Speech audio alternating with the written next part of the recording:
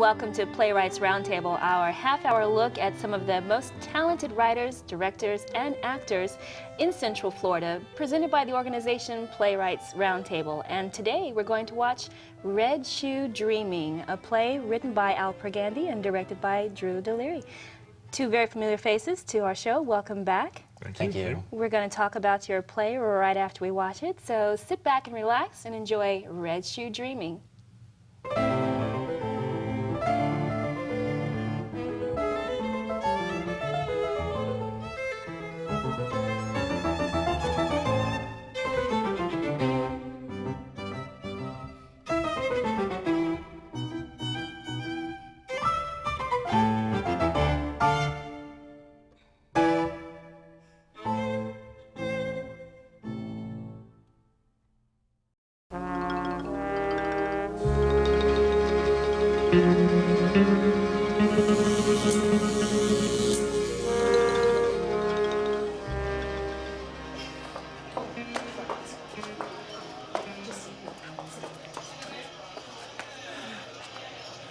Hi, coffee, black, blue sweetener, and can I smoke in here, please?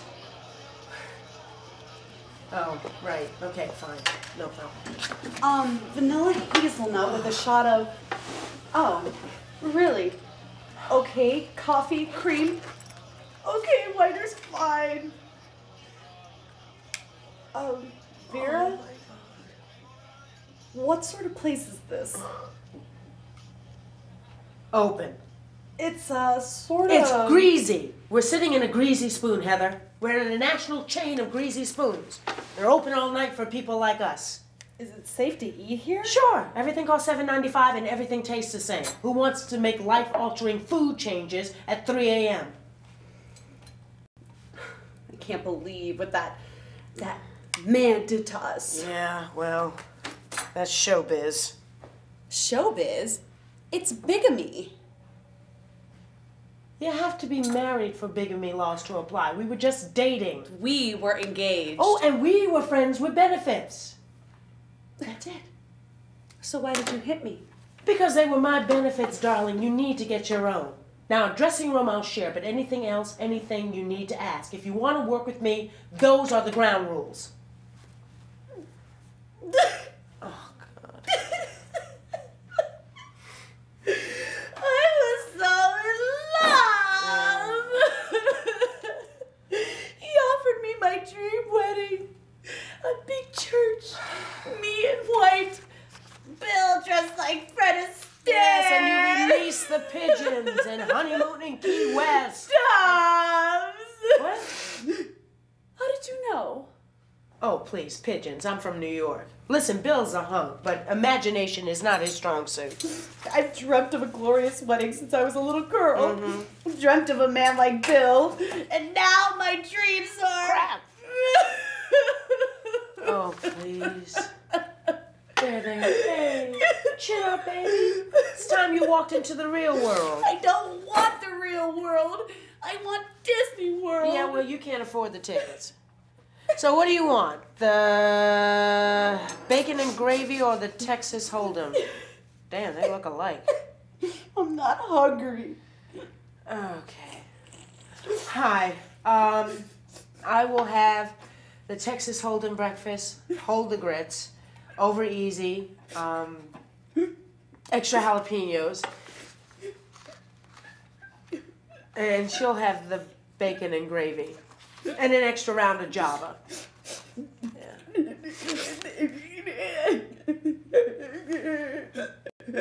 Yeah, there.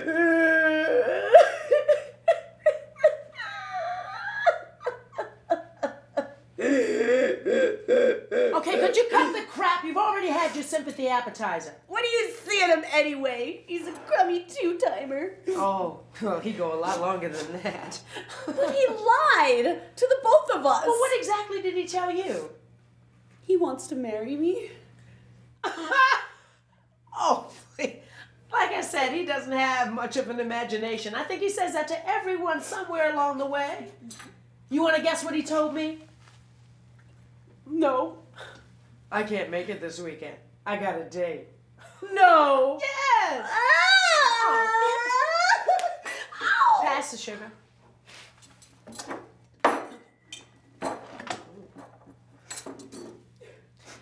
You know, I myself had a dream not too long ago.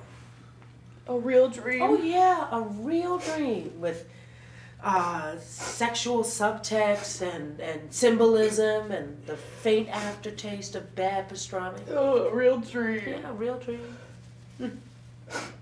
I was in the big city, and it was winter, and I was wearing this gorgeous fur coat, and I was walking along the streets, and snow was falling, and I could see my breath, and I was happy.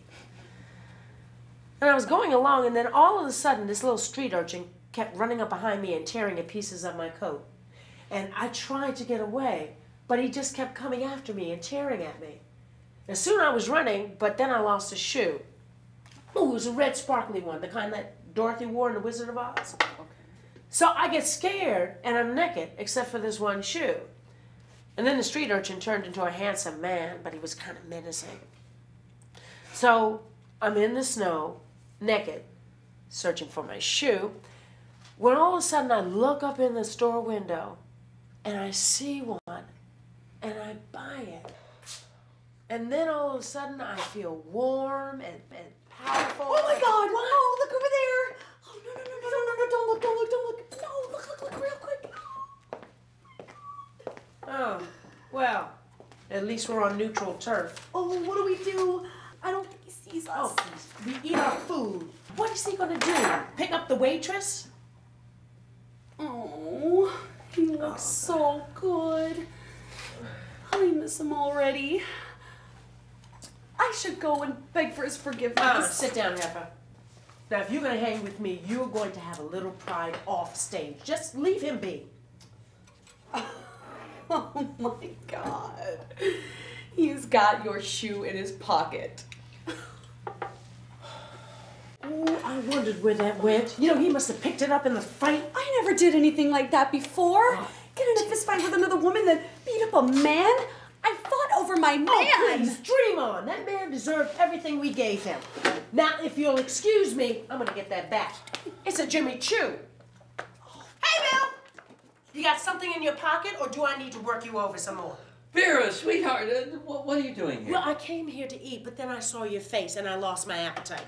I don't know what got into us tonight, but that was sure a silly misunderstanding, wasn't it? Pull up a chair, let's talk. You know what? I don't need your philosophy. Just give me back my shoe. Oh, let's make up for... Listen, little wizened old man. You either give me back my shoe or I will nail your hand to the table with the one I'm wearing. Hi, Bill. It's me. What a surprise. All the cool people are here tonight. Yeah, well, what's your excuse? You know, Bill, I was thinking, some of the things we said tonight, well, We really meant them. Now give me back my shoe. I don't know why you're both so upset. I think I've kept up my part of both our bargains. I sort of want to talk about that. How so? I've known you a long time. When have I ever not made you happy? Oh, please. You've made me quiver. Happiness is a much higher concept. I was happy. No, you weren't. Yes, she was, and don't tell her otherwise. I never told you I would do anything but make violent love to you.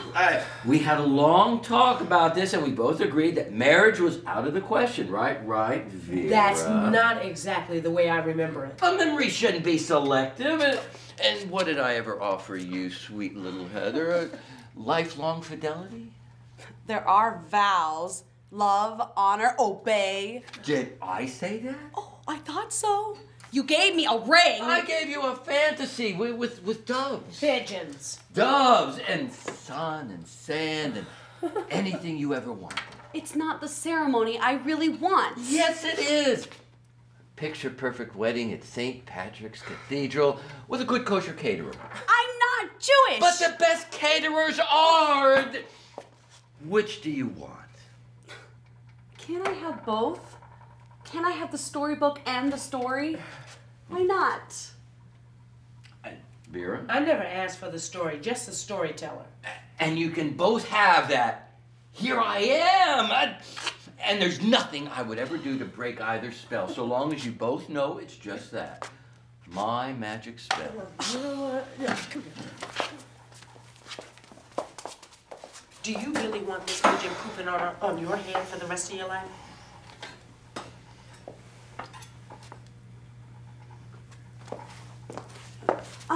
Vera, why don't you lend me that shoe? Oh, yeah, sure. Thanks. Oh, I should borrow this sometime.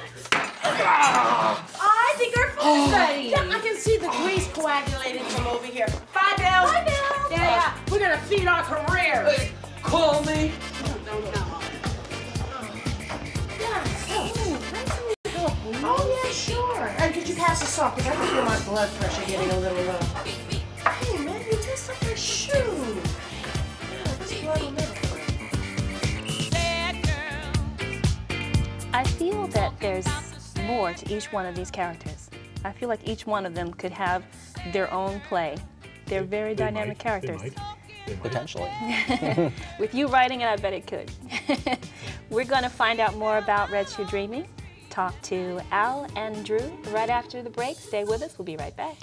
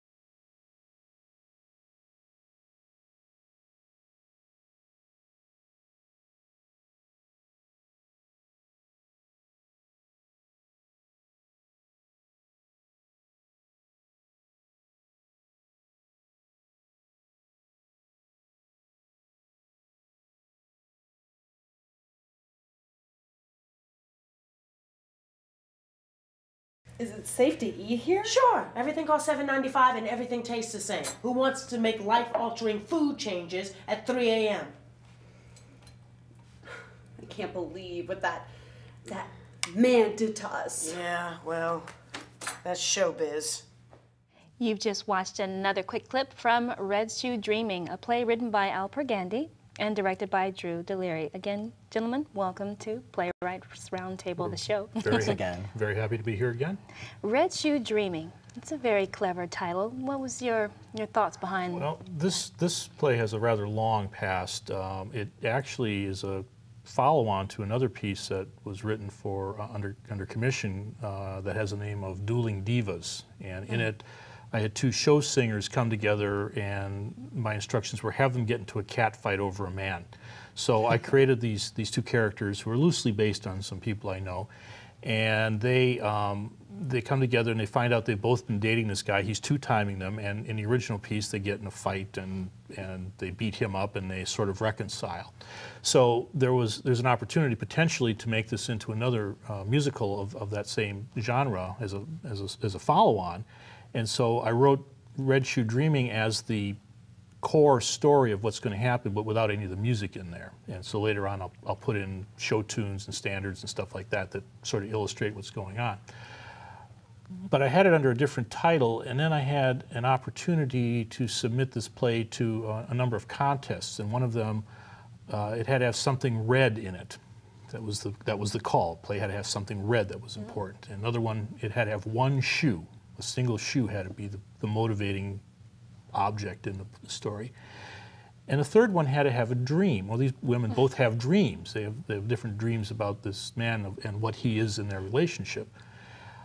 So I just sort of smushed all that in there. I emphasized the shoe as the red object and a single shoe, and I expanded Vera's dream, and I gave it, a sexual subtext and a faint aftertaste of pastrami. And I didn't get into any of those contests, but I got into Playwrights Roundtable, and here I am.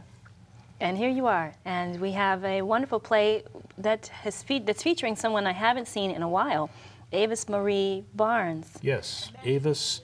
I think you brought Avis to this. Yeah, project. I brought Avis into this because I wanted to do some contrasts, young, old, seasoned, unseasoned. Heather would be a reflection of Avis's character when she was younger, to help fuel her own inner conflict. Mm-hmm. For you, this was definitely, I've seen many of your works before, this was one that involved different settings and also gave us a little glimpse into a woman's perspective and their emotional tug of war, so to speak. What was that like for you? I don't know, did I get it right? I don't know, I don't do cabaret. I have been trying to purposefully put more female characters into what I write. You tend to, write what you know, and I'm a guy, so I tend to write guy things, and that's fine as far as it goes, but there is a need for female roles, and again, like I say, this was partly on a commission of having 2 cabaret singers, so I said, well, I got to have 2 cabaret singers. I'll make one of them young and naive, and I'll make one of them old and jaded, and not old, but older and jaded. And I think that they both come across that way. Heather is very, very naive, and she doesn't really understand what's going on and why it's going on. And Vera's obviously seen it all, and she sort of has this longer perspective on it. But she's also willing to take her vengeance, as when she puts the spike of the heel through Eric's hand, which we had to practice that a lot. And Eric's recovering nicely now. Visually, I felt like I was at some cheap diner on off Broadway. What was some of the directing processes that you went through to bring us into this after hours in a diner and create that mood for us? I basically used Al's dialogue that he wrote, and help create the atmosphere, because simple props, simple set. And also enlisted the help of the actors involved, just to make sure that they were able to make it real for themselves. And because if it wasn't real for them, it won't be real for the audience, and the message will be lost. I just wanted everything from staging, everything from casting decisions, and even to what they said and how they said it. I wanted extremes. The direction I was going in was showcase what happens when reality comes and hits you in the face. Eric's character loses his dream of having women on 2 women at the same time. Avis's character loses her a friend that she can count on the most whenever she needed it, and Liza's character realizes that her dream just went up in smoke. So what happens after that? And that it's an exploration as to how to pick up the pieces or how to save the dream. Mm-hmm. I also like some of the very small nuances that were added, like Avis removing a hairpiece and adjusting herself, and just some of the scarring that's on Eric's character and on the women. It's just little nuances that let us know that there's something that's very emotional and very violent has just happened. And since there wasn't any beginning exposition or anything that explained it, I tried to do that through their actions, through makeup, through the set, and just to explain what is going on and try to bring people into it, and not wondering what was going on. Pull up a chair, let's talk. You know what? I don't need your philosophy. Just give me back my shoe. Oh, let's make up for... Listen, little wizened old man. You either give me back my shoe or I will nail your head to the table with the one I'm wearing. Hi, Bill. It's me. My, what a surprise. All the cool people are here tonight. Yeah, well, what's your excuse? Bill, I was thinking, some of the things we said tonight, well, We really meant them. Now give me back my shoe. I don't know why you're both so upset. I think I've kept up my part of both our bargains. I sort of want to talk about that. How so? Now, with this piece, you mentioned that it is a commissioned piece. As a writer, you're able to change it and give it different focus or develop characters more. What would you see for the character that Eric played? Eric's an interesting character in that when we ran it the first time, I met some of the audience after the show, and they were talking about it, and he says, "Oh, we'll never see Bill again."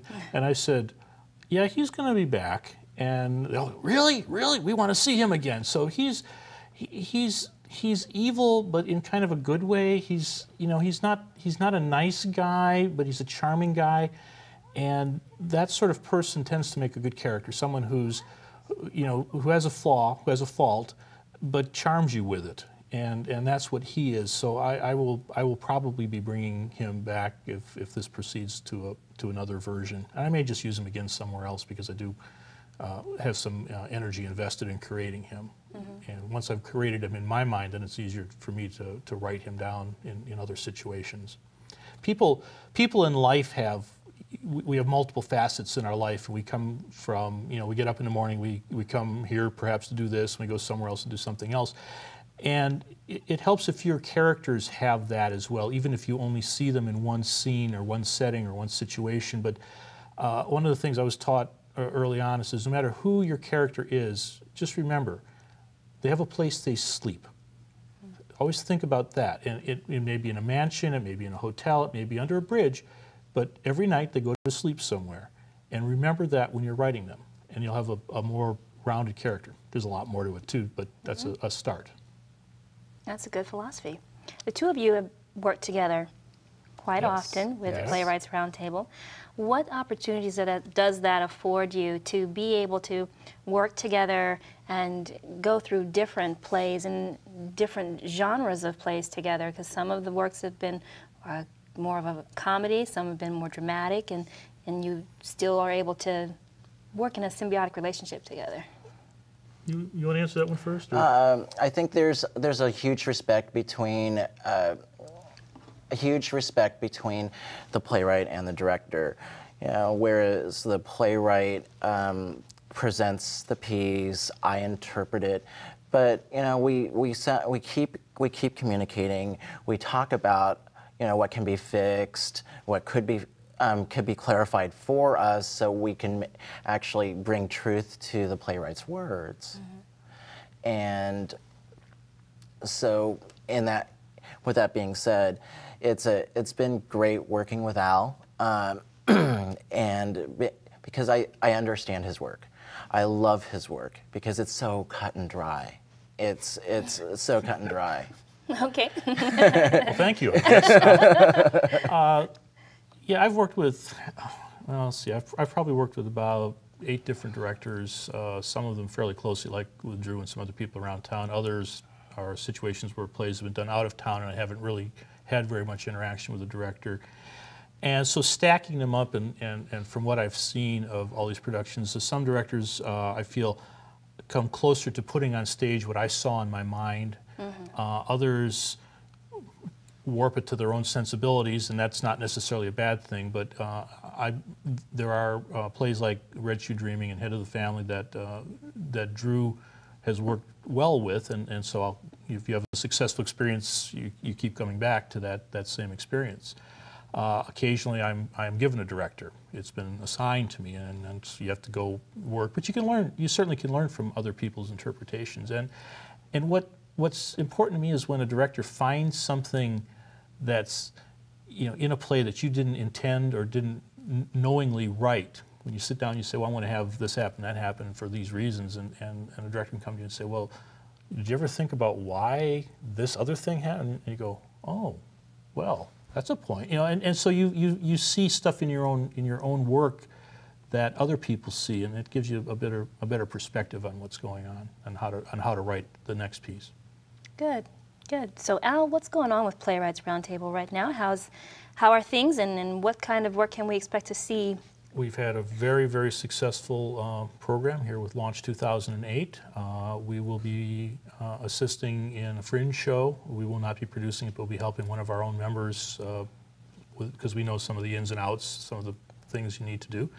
We'll be doing a politically themed show this summer, which kind of ties into the elections coming up, and we are hoping to do a full-length play sometime in the near future. We haven't done that in a while, although we've done it in the past, and we're in a financial position to go ahead and do that now. Well, So, that's good. Always good to be in a financial position. got a couple of bucks, keeps the doors open. All right. Well, I definitely enjoyed Red Shoe Dreaming. I have this feeling it has a big to be continued to it. I certainly hope so. So I look forward to finding out more about those three characters. As always, it's great to have the two of you on the show. And please keep sending us good work. We'll continue to air Oh, it. definitely. We'll do our best to do that. Great.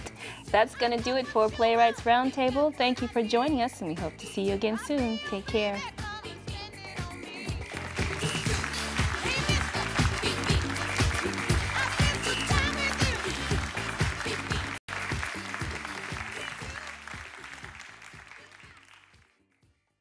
Playwrights Roundtable provides opportunities for authors to have their work read by professional actors. Members of Playwrights Roundtable have seen their works go from cold readings to workshop productions and on to successful full productions. If you love the craft, Playwrights Roundtable is the place. For more information, contact Playwrights Roundtable at 407-788-8468 or check out the website www.playwrightsroundtable.org.